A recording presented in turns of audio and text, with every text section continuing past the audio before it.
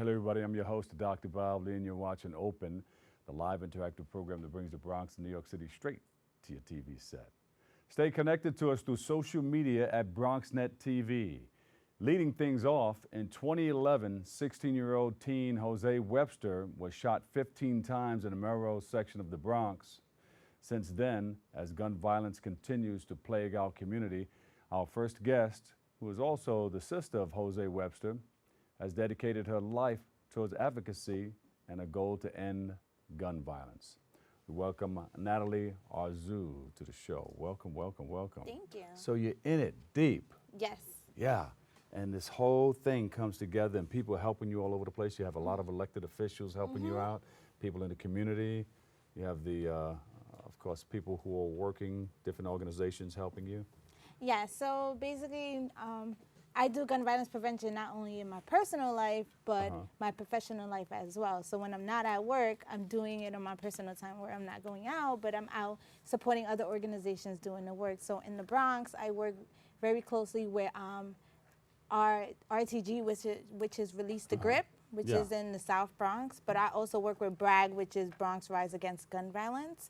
And I basically hand as a support where I'm actually looking at the intersectionality where I add IPV into it, intimate partner violence. So with that, in my personal life, I actually support survivors, whether they lost someone 20 years ago, 10 years ago, or even this year. I'm here to basically, if they need, basically connecting them to services, but if not, if they want to do something in the community where is just because your loved one is gone, they're not just a distant memory. They're going to live through you, whether not everybody wants to share their story because it's very traumatic for them. So sometimes I share my story because at the end of the day, we shouldn't be numb to the situation. This is happening every day. It is. Now, this happened some time ago. It was 2011. Yes. He's a survivor. Shot 15 times? No, he died. He died. The paramedics did what they could, but he died before he arrived to Lincoln Hospital. How was that? How did that day look for you?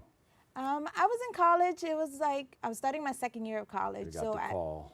So I was 19 at the time. So at that time, I'm trying to figure out myself and who I want to be. When my 10-year-old brother told me, don't be mad. So I'm assuming he dropped something at home that I left. And he was like, Jose was shot. So it felt like my heart broke. Yeah. So it's like I knew. So since that day, it was like, people don't understand the mental health aspect of it. So it was like I fell into depression where it's like, I'm an older sister. So my role as an older sister is to protect my siblings. So being unable to do that, that took a hefty effect on me, where it's just like, what's the point of living?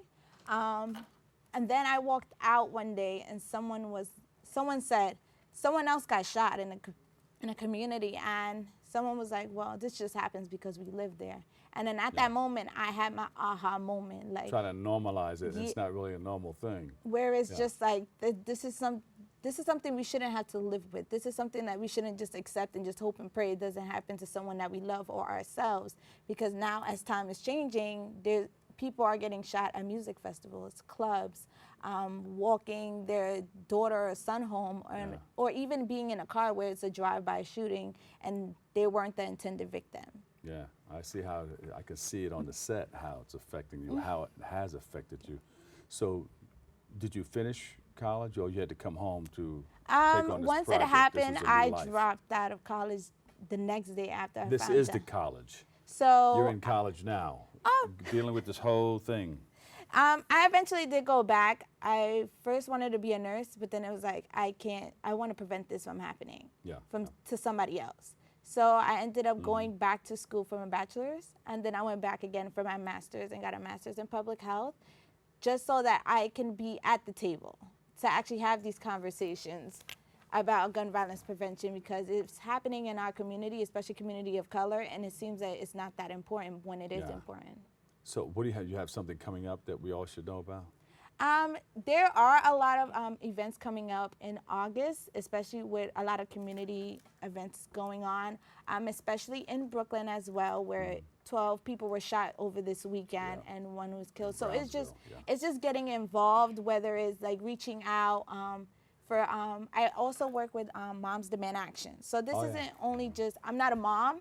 There's a lot of moms, sisters, even fathers, No, brothers. I understand. When you're doing this type of work, you know, everybody, you know who's doing what in the business, so you just partner with a lot of people. Or connect them with other moving individuals. together in the same direction for a common cause. I like I do a lot of connecting survivors in the Bronx, where because at the end of the day, no one's gonna know your struggle other than someone else who has been impacted. So if you're, especially with anniversaries coming up, birthdays, having someone that you can actually reach out and talk to and say, this is how I'm feeling, and someone understanding that feeling, which allows them to actually go through the healing process. Yeah, you're sharing the same experiences.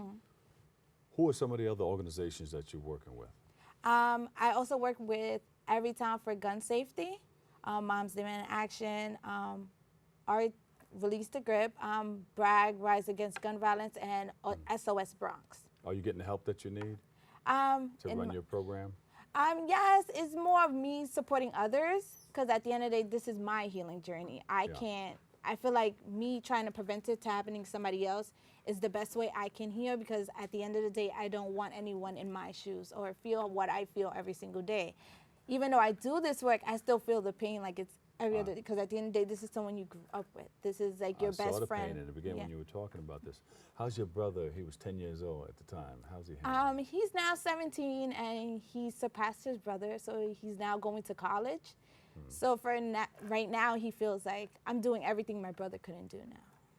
But it's still the fear in my mother's eyes, where every time he walks out, she's not sure if he's going to walk back home. That's good, that's good. When you were talking to your brother, what did he want to do? The one who passed away in 2011. He actually wanted to go into medicine. He saw me go to college and says, this is what I want. Because at the end of the day, when you live in certain communities, the resources aren't there. So you feel like there's no other option but to stay in the hood. So he saw me go to college and says, this is what I want to do next. I'm going to do great, Natalie. I'm not going to, I'm not going to fall into my bad habits. So in my head, I'm like, yeah, he's going to school. He had good grades. He was very great at math too. So it was just like his life being cut short is just like, I need to prevent this from happening to somebody else. And now he's doing it through you and your brother. He stays with you right here in your heart. Yes. Yeah. All right. Well, thank you so much for coming by and sharing that. And you let us know what we can do to help out. Are you you have enough funds coming in to help you? It's hard because a lot of people aren't. They feel like at the end of the day, gun violence is going to be so prevalent that it's like we're not going to solve this issue. But at the end of the day, we have to keep trying and motivate each other, because at the end of the day, when you see shootings on the TV, it makes you feel like, discouraged. And the fact is that it makes you feel discouraged too? No, a lot of people say like it's not going to change. Like this is just going to happen. It's just that we have to be resilient. We have to support each other in this fight, because at the end of the day, if we don't do it in our community, no one else is going to try to help.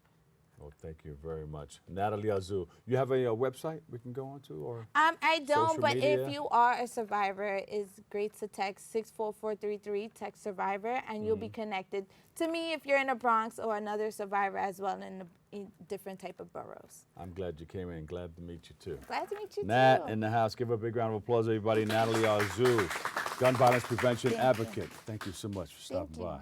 And don't be a stranger. Come back again and share more. I'll be back once I run for an office. Oh, okay. See, I didn't know about that part. Eventually. What are you running for? As of right now, I'm still building up my platform. At the you. end of the day, I like the interaction with other people and actually supporting them, and then eventually being in an office in a position where I can make those changes for individuals. All right, real fast. Say, I'm running. Vote for me. I'm running. I'm running. Vote for me. Thank you so much. Give her another hand, everybody.